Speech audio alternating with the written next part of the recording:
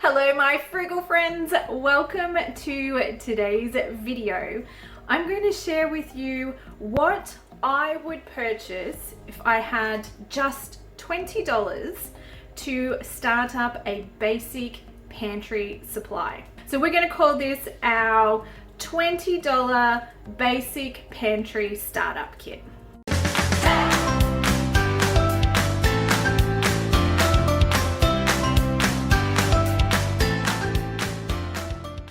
Oh, and if we haven't had the chance to hang out before, my name is Nikki. I'm an Aussie mum and I love sharing all of the tips and tricks that have helped our family budget better, demolish all of our debt, skyrocket our savings, and still have heaps of frugal fun along the way. So if that sounds like something you might be interested in, I would love for you to join in all the fun around here.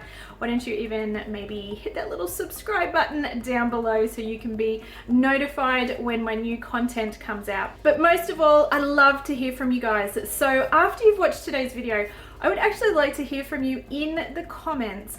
What would you put in your $20 pantry startup kit? All right, well, before I turn around and show you what I actually picked up, one of the things that I wanted to just get out of the way first thing is I know when a lot of people think about a pantry startup kit, they cover things like flour, rice, and pasta.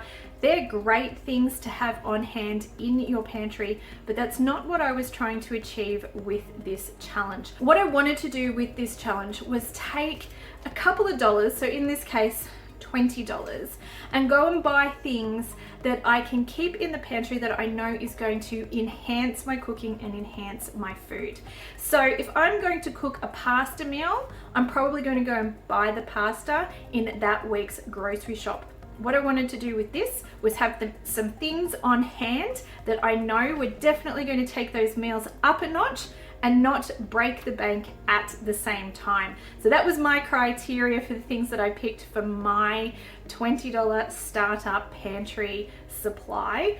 But let me know in the comments what you would add to this. Like, let's get a little resource going here with lots of ideas that are going to help people out who maybe only have a couple of bucks but would like to put a few extra things into their pantry, things that they know they're going to get lots of uses out of and that are going to last a while, but are also going to help them take those frugal meals, those budget meals, and just take them to the next level and make them a little bit more interesting. So let's turn this around and I'll show you what I picked up and why I chose these items to be part of my $20 budget pantry startup kit.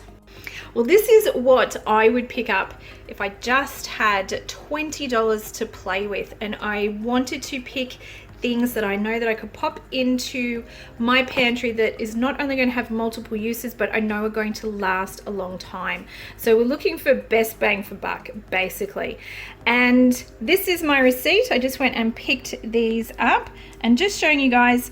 Today I actually came in slightly over. This was $20.50 because the soy sauce that I was looking for, they didn't have the Coles Home brand. They were completely out. Now, if you were able to pick up the Coles Home brand, this would come in under $20. The one that I picked was the same size, but it was $1 more expensive. So this one cost me $2.90. You can pick up the Coles Home brand soy sauce for $1.90. So now that we've got that out of the way, let's talk about all of the ingredients and why I picked them and the different uses that we have for them. And why not start with the soy sauce? Soy sauce is great not only just to add to things like your stir fries and your fried rice. It's also great to add a little bit of salt and extra flavor to things like spaghetti bolognese or your rice and beans dishes. So it's going to add salt, but it's also going to fill out your flavor base and help create a bit more of a full body, what I call a meaty flavor. So I use soy sauce in a lot of different recipes, including, like I said, adding a tablespoon to a big batch of spaghetti bolognese, chili, The other thing that you can do with a couple of these ingredients, mixing them together, and you can make a really simple stir fry sauce. Soy sauce, sweet chili, some corn flour and some stock makes a really basic stir fry sauce, almost like a chicken and cashew type sauce, and it is great as an all-round stir fry sauce to chuck over veggies. All right, the next thing that I grabbed is the sweet chili sauce. Again, it can be used in a variety of different ways. You can use it as a top dressing to put over lots of different dishes, but you can also use it to help make sauces and dressings and finishing off your dishes with just a little bit of extra sweetness and a little bit of chili.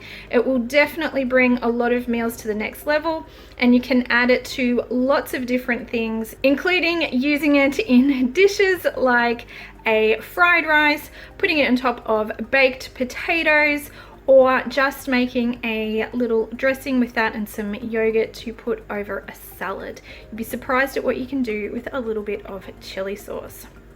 I also grabbed white vinegar for a similar sort of reason. So it's great to use straight on some chips.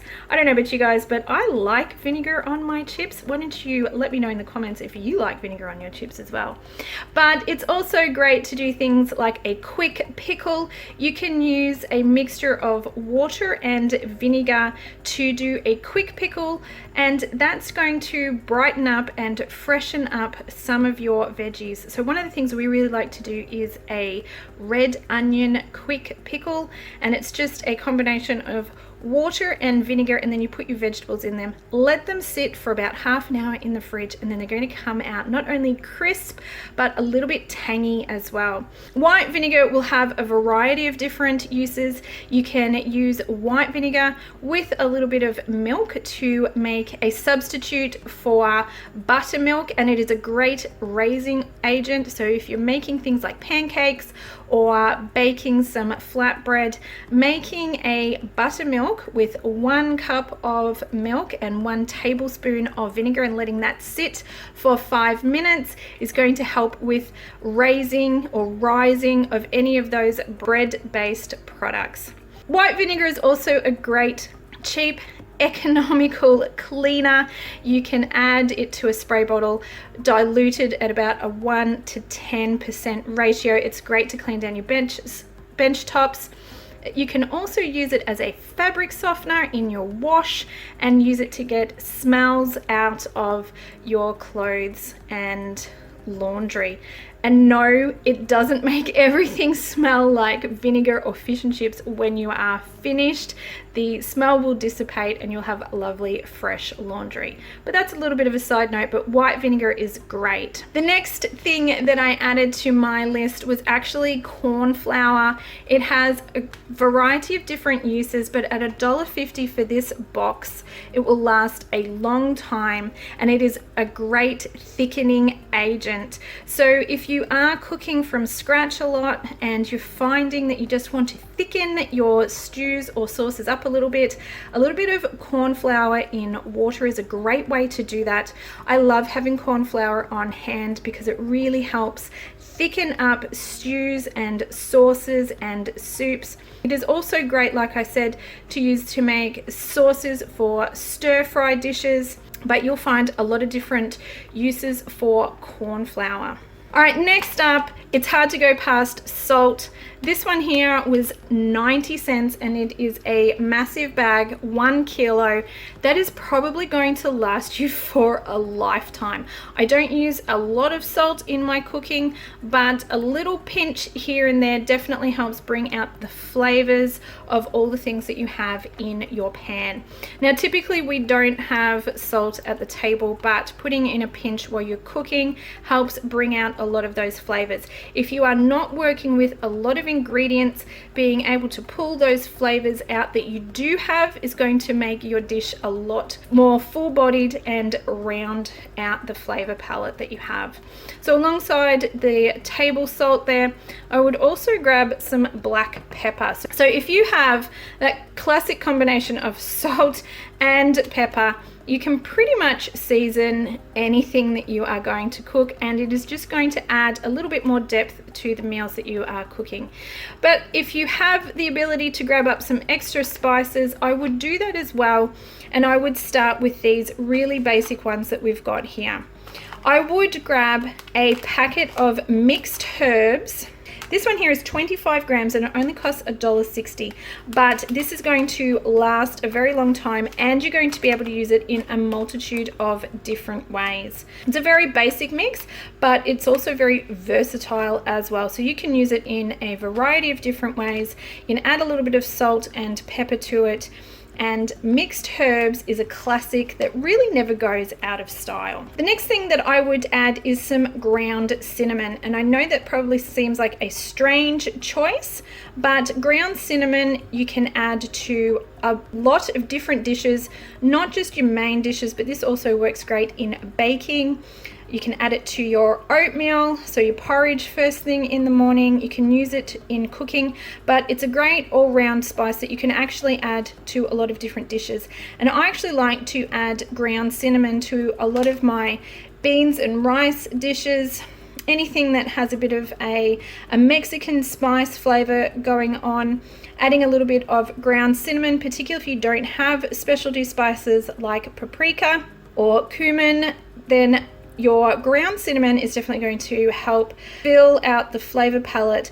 And you could do a bit of a Mexican inspired dish with some ground cinnamon, some mixed herbs, salt and pepper. And if you have some chili or something that adds a little bit of heat, even your sweet chili would definitely round that flavor palette out and work really well. I would also add some sugar to my basic pantry staples. Now, we don't really add a lot of sugar to our meals in general, but having a little bit of sugar on hand can definitely help.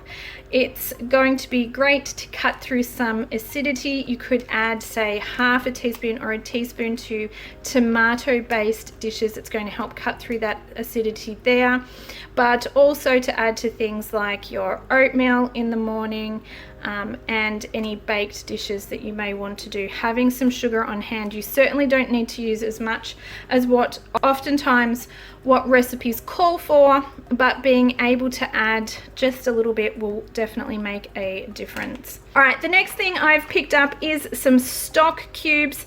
Now you can get this 21 pack from Coles for $2. This is going to make 21 cups of stock. You could choose from beef, chicken, or vegetable. That's really just up to you. I ended up deciding that the vegetable stock cubes were probably the most versatile because of what they have in them. And what we're looking at is a variety of different vegetables. So this one does have onion, spinach, celery, and garlic. So that's going to add the most flavors to the most variety of dishes. In my humble opinion, that would be the one that I would go for.